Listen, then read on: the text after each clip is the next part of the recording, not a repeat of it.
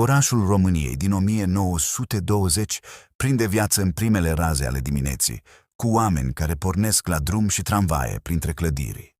Oamenii merg pe străzile pietruite, femei elegante în rochii lungi, bărbați cu pălării și bastoane, iar copiii se joacă printre tarabele pline de fructe și ziare proaspete.